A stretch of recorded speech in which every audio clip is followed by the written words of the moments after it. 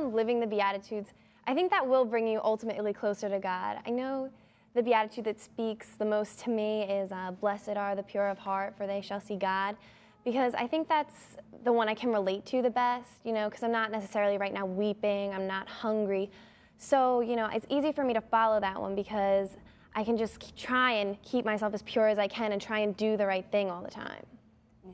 Yeah, that's actually one of my favorites too, because I think there's a deeper meaning to it as well, because you see like Mother Teresa and other religious figures in the world today, and they see God in people that they help, and it's because they've reached that point in their life where they are clean of heart. Right. I think for a long time, I would get out the Beatitudes, read, and get to the poor in spirit. This is so tough. Are we really supposed to be downcast? Mm-hmm. But I think it's more than that, because Jesus wants us to rejoice. He wants us to be glad in Him and the life He's given us. But just that poor in spirit, having your spirit open to His love and His life. Yeah, I agree with you guys. I think that the one where those who are persecuted for righteousness' sake, I think that it's almost a shame where you can do things and you could be a good person and people around you will criticize and will bring you down because of the good deeds you do.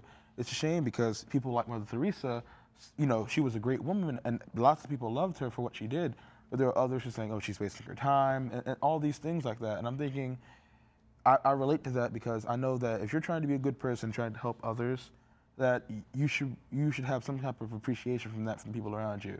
Not because of the actual, maybe monetary deed you're doing or something, but just because you're helping others like Christ would. I can relate to the blessed are the peacemakers, for they shall be called the children of God, because, in today's society, it is kind of hard to be a peacemaker with all, we see the fights and we see how people react with other people and the conflicts.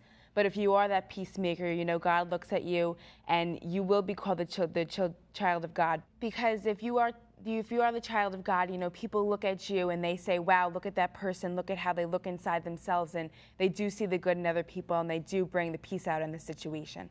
Yeah, it's like when I go to church, this is a hymn we sing, says, create in me a clean heart. And it's just, I like that hymn, and I just try to have a clean heart wherever I go. Yeah, I think I find it really hard to relate to some of them because, blessed are those who hunger and thirst, and blessed are the poor. Those are kind of things that I can't choose for myself. So I just find it really hard to relate to a couple of them. I agree with what you're saying, but in some cases, they're striving for something greater, like a connection with God spiritually.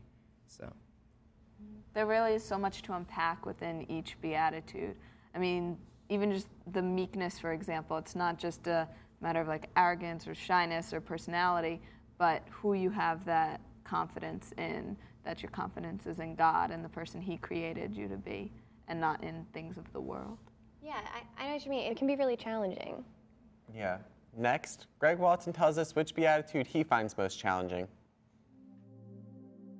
Blessed are they who are persecuted for the sake of righteousness, for theirs is the kingdom of heaven.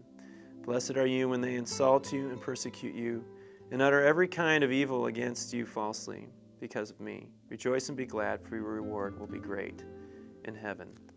I feel like that's such a powerful challenge, and I think probably for young people is the greatest challenge. It's dealing with being embarrassed, being ridiculed for doing the right thing. That's probably the hardest for us because we just want to save face. I think that's the most meaningful to me, that promise, that reward will be great. So hang in there, keep doing the next best thing. Because they are promises, from Christ. I think of our reward in heaven. They're a reminder too. Jesus doesn't say, blessed are those who are being really comfortable. He's talking about scenarios where there's a lot of discomfort. If we look here, it's the poor, those who mourn, the meek, those who hunger and thirst. Blessed are the merciful, the clean of heart, and the peacemakers. We have two halves here. We have those that are struggling, and then we have those who are actually taking action for those who are struggling, being merciful, making peace. Living as a Christian is not like you're going to get all this stuff back, you're going to get your house back, you're going to get your dog back, you're going to get your truck back, It's about that we have Christ with us in the midst of these struggles. And not only that, but it's up to us to make a difference in people's lives. So those two halves, I think, speak to us in some powerful ways. Like Greg said, the Beatitudes are not about being comfortable. And being a Christian isn't about getting, it's about giving. The Beatitudes are a radical call to holiness, which often, as Greg said, challenges the attitudes of society. So we asked the teens on the street if teachings like the merciful shall obtain mercy and the meek shall inherit the earth are hard ideas to believe in. If they think they're radical. Do you find that in some ways that the teachings of the Beatitudes, like blessed are the merciful, for they shall obtain mercy, is difficult to believe in today's world? Explain. Yes, because most people don't even believe in God anymore.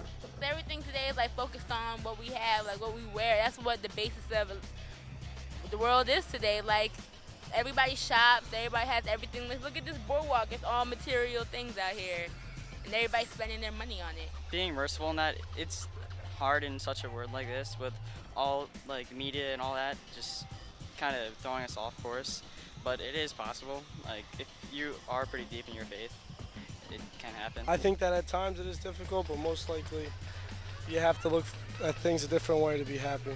Yeah, I think so. I mean, a lot of stuff you see on TV and just in school, it's or in the real world, it's just, I don't know, the whole like do unto others as you should unto yourself, it's not really there anymore, it seems, in certain situations. No, I think that if you read them, you can apply them to your own life and morph it the way that you want to apply it to your life. Great. Do you find that teachings like the merciful shall obtain the mercy and the meek shall inherit the earth are hard ideas to believe in?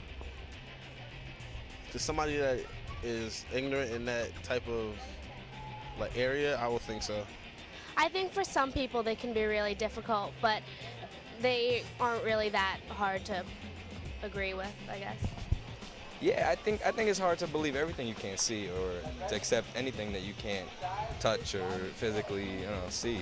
Depends on the person again, like the kind of person that you're trying to tell them about, because someone who is big on faith might understand it easier than someone who's new to it.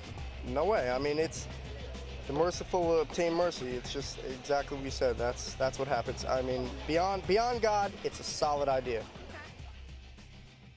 The spirit of the Beatitudes is to prioritize communal interest over individual interest. They give hope to the hopeless, the powerless, and the marginalized. Next, Greg tells us how he tries to make Beatitudes real in his life. And why we must be rooted in Christ in order to truly live the Beatitudes. To make them real, again, the first half of the Beatitudes, deal with crisis, poverty, and sadness, and humility. So to remember that and decreasing, that Christ increases in our lives. And then secondly, we make them real by remembering that Christ calls us to love, that love of God, love of neighbor is the chief in the commandments. And so then we have being merciful, being clean of heart, being peacemakers, willing to lay our life down on the line, to be persecuted for faithfulness to God. And so to apply that in our daily life in whatever context we're in, I think is a very personal thing. For me, it would mean representing this in my family as a father, being merciful when I don't want to be, when my kid breaks a rule in the house or is uncharitable to me. To remember I have to be a peacemaker in my classroom with my students everywhere I go, to maintain an attitude of humility through it all. Being rooted in Christ is countercultural. I think there's a church in the book of Revelation that Jesus reprimands, and he says to that church, you're neither hot or cold, you're lukewarm, so I'd rather spit you out. Well, and I always thought, what is that? What's the hot, what's the cold? Well, when something is cold and you touch it, you instantly know you're touching something cold, and when something's hot, you're like, I know what that is. If we're radical, it's very clear, who we are. And but if we're lukewarm, we just kind of blend in, and nobody sees the light. Nobody recognizes Christ. And so we need to be rooted in Christ in a powerful way that the world sees the difference. I really liked what he said about being lukewarm and being hot, and you can really tell the difference. And I think you need to be proud of who you are and really show it. Like people say, I'm proud to be an American. They stand up for what they believe in, so why should you be afraid to say, I'm proud to be a Christian, I'm proud to follow the Beatitudes, I also agree with what he said. You know, you have to be a strong person in what you believe in. If you're going to be a Christian, you have to show that. I mean, in today's world, it is kind of hard to stand up for something like your religion, your faith in God. It is easier to stand up in other things.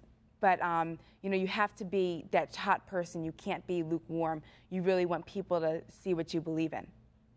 I think that radical is not the word I would choose. I think that you should have an openness in your faith and you should be alive in your faith. But at the same time, you need to be respectful of those around you. I think if you are open with your faith in a way that is respectful, people will appreciate you for having your faith that much more. In a homily to young people on the Mount of the Beatitudes in Israel on March of 2000, Pope John Paul II said that, in the end, Jesus does not merely speak the Beatitudes. He lives the Beatitudes. He is the Beatitudes. Looking at him, you will see what it means to be poor in spirit, to be gentle and merciful, to mourn, to care for what's right, to be pure in heart, to make peace, to be persecuted. This is why he has the right to say, "Come, follow me." He does not say simply, "Do what I say." He says, "Come, follow me." How do you live the Beatitudes? We'd like to know. Contact us at our website. The address is www.realfaithtv.com.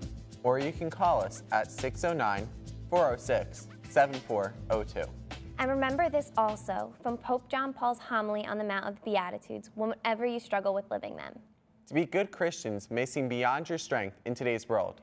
But Jesus does not stand by and leave you alone to face the challenge. He is always with you to transform your weakness into strength. Trust him when he says, "My grace is enough for you." For my power is made perfect in weakness. Thanks for watching. We'll see you next time on Real Faith TV. God bless.